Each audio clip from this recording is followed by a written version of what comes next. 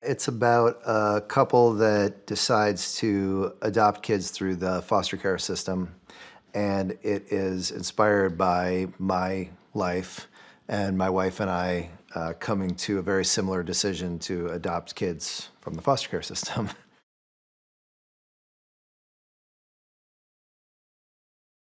Our journey started the exact same way that the characters in the movie do.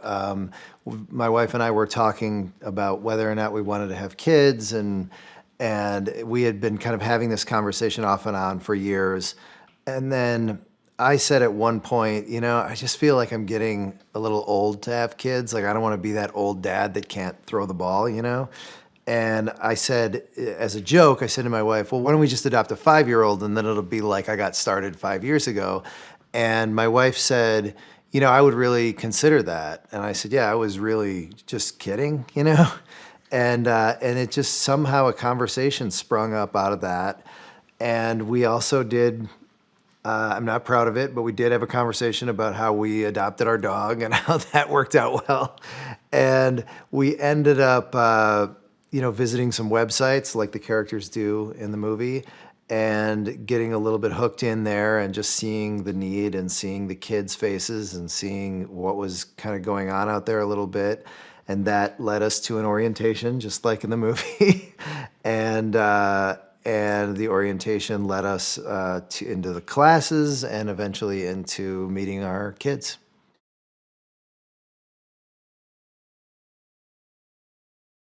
My wife and I went to we went to a real adoption fair. And the kids that we met at the adoption fair, it was 3 kids and they were all teenagers. Well, they were 11, 13, and 16. And there was a 16-year-old girl and 11-year-old girl, a 16-year-old girl, and a 13-year-old boy who we met at the adoption fair. We did not go there wanting teenagers. Just like in the movie, we saw them all off to the side by themselves, and it was really heartbreaking. And we wound up meeting these 3 siblings, and we knew nobody else was probably going to step up for these kids. And we wound up, it was very terrifying, but we wound up, kind of putting those kids on our sheet. And then they matched us with these 3 kids, and that was even more terrifying because we were going to have teenagers moving into our home. And it ended up not happening because, similar to the Lizzie character in the story, the 16-year-old girl was very attached to her birth mother, but her birth mother wasn't stepping up for them at all. They had been in foster care for 4 years, and it just didn't look like anything was going to change, but she was holding on pretty tight, so she didn't want to have a new placement, as it turned out. So when that ended up falling apart, it was this very arbitrary phone call where the social workers called us and said, well, we've spoken to her a number of times. She doesn't want to do it, but there's these other 3 kids. And then those other 3 kids are now my children. So even though it was a strange road to get to them, I'm glad that I got to them because, I love them more than anything now. So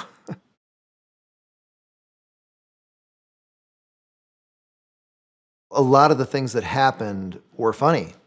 They just were. A lot of it was frustrating and sad and terrifying, but a lot of it was funny too. And I also just had the thought that when I got into this and I learned about the classes and the social workers and the foster care system and the kids and all this stuff, I didn't know anything about any of it. It isn't anything that, if it's touched on in movies, I feel like it's touched on in a more distant way. So I thought this would be great if John and I could make a comedy about this, so it doesn't have to be this gut-wrenching drama that people are afraid to go see, that we could do something, because my real experience was funny, and it was warm, and it was heartbreaking, and it was warm, and it was funny.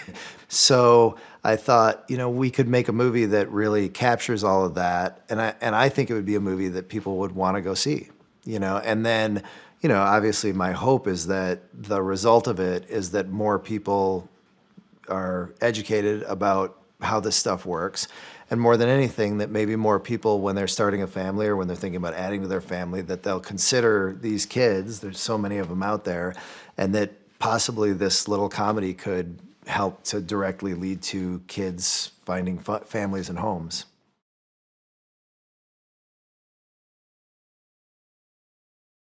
I think we're handling the sensitive subjects just by being honest about them, and which can be difficult, you know, to be honest about this stuff because some of this stuff is harsh, some of it's ugly, some of it's sad, but it's all there. It's all, you know, in the. I did some preliminary research unintentionally by going through, you know, the whole.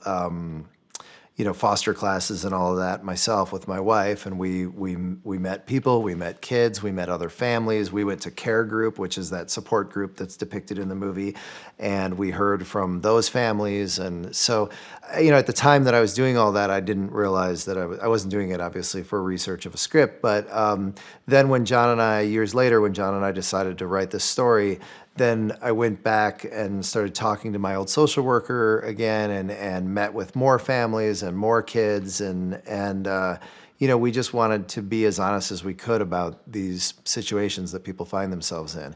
And then as far as the comedy goes, I mean, like I said, there were a lot of funny things that either happened to me or stories that I heard from other people, situations that you get into, because the whole thing is just awkward. I mean, to go into a situation where you bring people into your home that all of a sudden become your children and you don't even know them yet and they don't even know you is just like a comedy of manners right out of the gate, you know?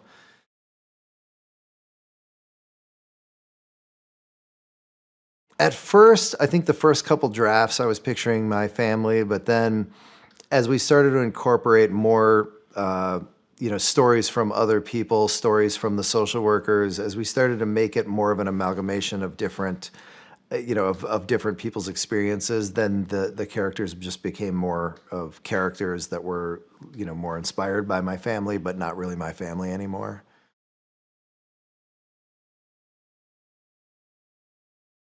One of the first things we did when we decided to write the script is I called my old social worker who is now retired, and she put me in touch with somebody from the organization that she worked for, a woman named Allison, who's since become a consultant on our movie. And she hooked John and I up with two really wonderful evenings where the first night we sat with a bunch of parents who had adopted kids and particularly teenage girls.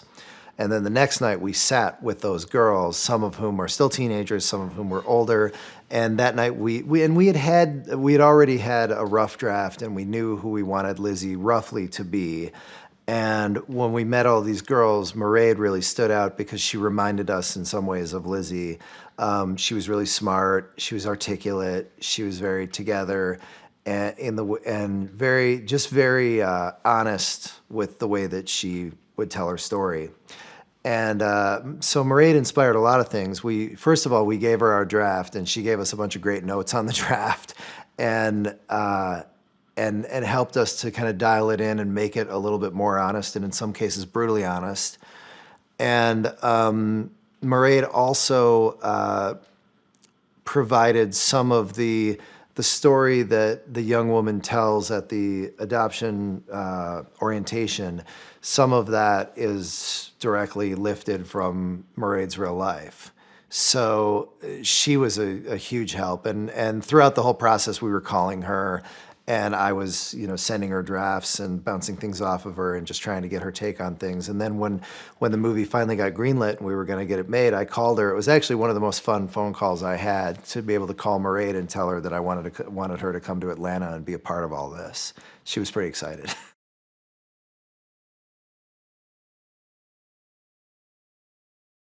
One of the things that I found really surprising, and Russ has this line in the script where he goes, "Wow, they just look like normal kids," and it seems like a nearly offensive thing to say, but it's a feeling that you have when you first sort of lay eyes on groups of foster, you know, kids who are, you know, in the foster care system, and you see just that, oh, wow, oh yeah, they're just kids. They're just like a bunch of kids, you know? So I wanted everybody to be able to see these kids. Now, because, you know, when they're in the foster system, there's obviously a lot of rules about using, you know, putting them in a movie, using their images and stuff like that. So what we did is we went out and we got adoptive families who had adopted kids. So these kids were already legally adopted, but it was great to have so many of them together in the park and to let people have that experience that I had of like, oh, look at all these kids. They just look like normal kids. And there was even the question would come up, well, which ones are, because we also had just, we didn't have enough. So we had background extras that weren't, from foster care. And, nobody could tell the difference. And that's sort of the point, you know?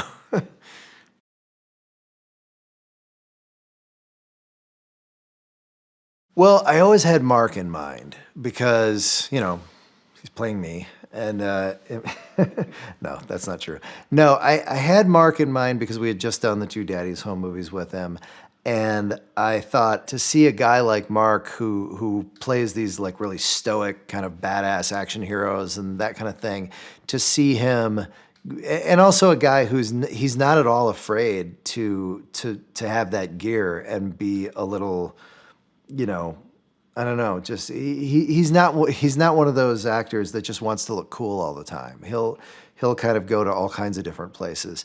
So I thought watching Mark become unhinged by the kids, watching him become emotional over the kids, watching him become overwhelmed with emotion in the end of the movie, I knew it would mean more, coming out of that face.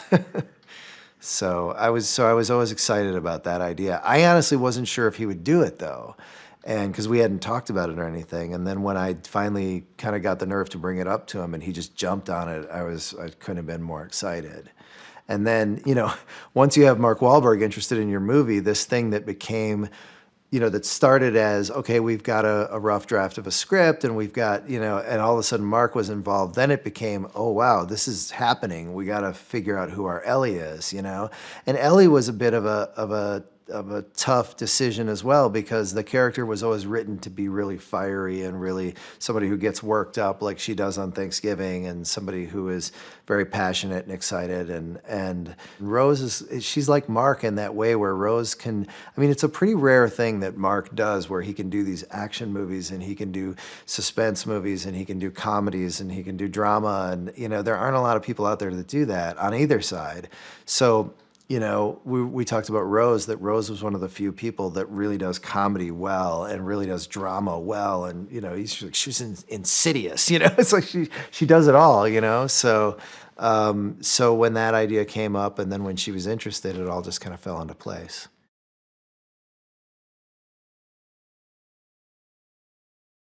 Mark and Rose just turned out to be so great together, and they have a great chemistry together. And then just the way that the cast fell into place, and more than any movie I've done, it really felt that way, that just one by one, everybody just kind of dropped in, where, Karen and Sharon, we knew they were going to be so important to the story. I never thought that I would be able to reel in Octavia Spencer. And then when Octavia wanted to do it, that was such a huge get for us, because we wanted her so bad, but we thought sure we wouldn't have a chance.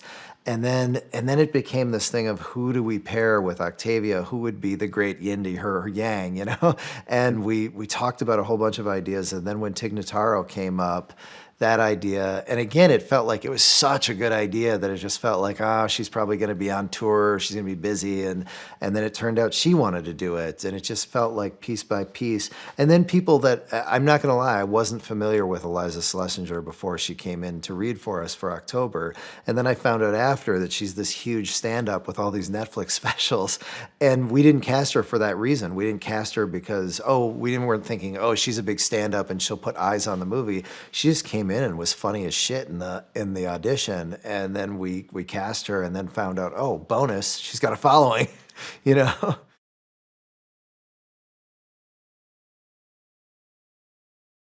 I'm not gonna lie to you, I'm drawn to happy endings. I'm drawn to, put me in front of Field of Dreams and I'm gonna be a mess. Like, I'm just that guy, I'm not gonna lie. But I felt like this subject matter, to do a movie that has a really warm heart and has, and has a way to take people into some darker places, but to ultimately make people feel good, is honest, and it's not bullshit in this movie, because all of the parents that I've met, without exception, and I've met people who have gone through journeys way harder than mine and way harder than these characters' journeys. And the one thing that they all have in common is that every one of them say they wouldn't have it any other way, that it brought something, a massively important part to their life. So all of the stories, even the very worst ones, they all have happy endings. because you always have these families that are glad they did what they did. So that was a reason why I just thought, well, this is definitely a movie that can be a comedy and can be warm-hearted.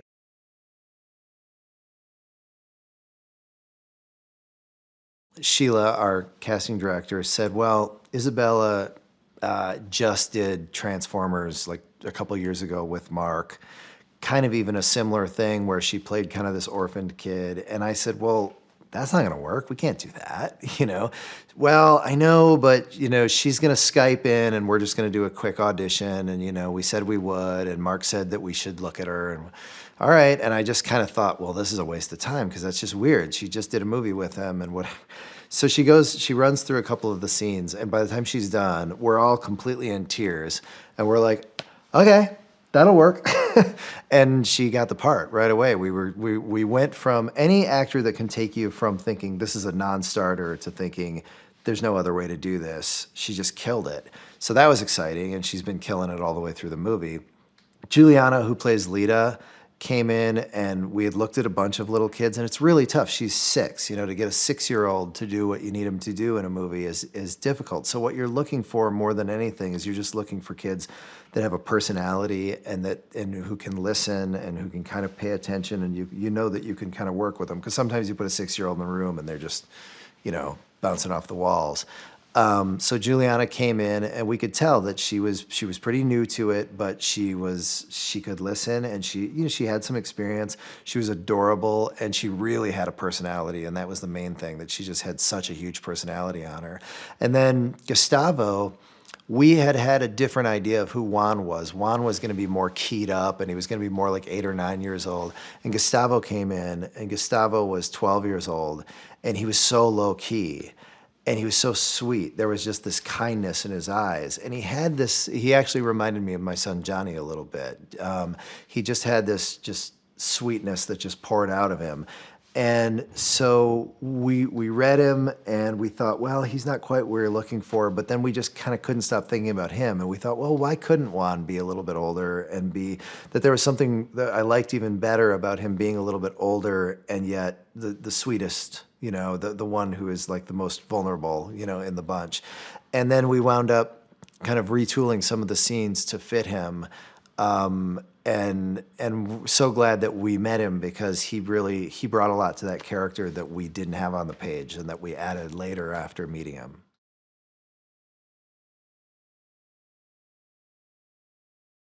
All I can really do is tell him about my experience with it.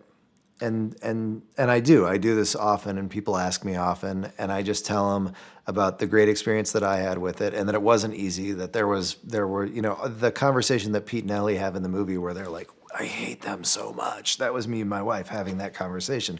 We just so badly wanted to get these kids out of our house. It was a nightmare for a little while.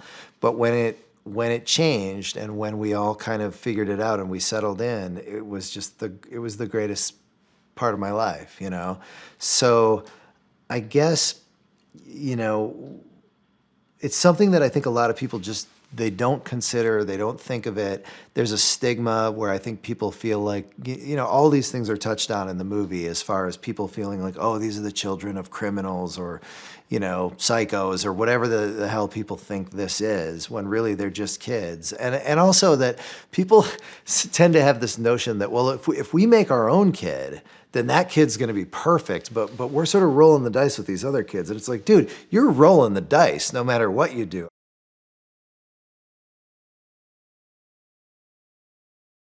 My wife and I, when we were having the conversations early on, we hit on this thought, which was the fact that we're even willing to consider this. We almost have to do it because most people aren't willing to even consider it. So I feel like if you're one of those people that would even consider it, not that you have to do it, but you at least have an obligation to investigate it further, because if you're willing to consider it, then you're one of those people that can do this, and I think would get a lot out of it.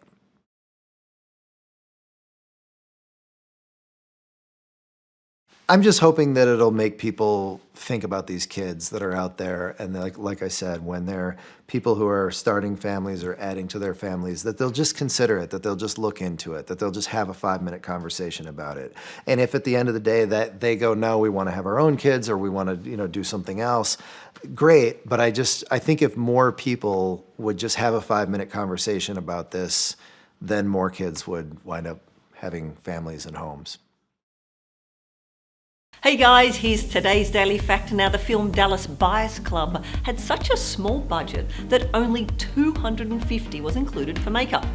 Now, obviously, this didn't hamper the film's makeup and hairstyling team, as they won an Oscar for their contributions. Good on them. Now, click here below to subscribe for more great content, or watch one of the videos on the side here.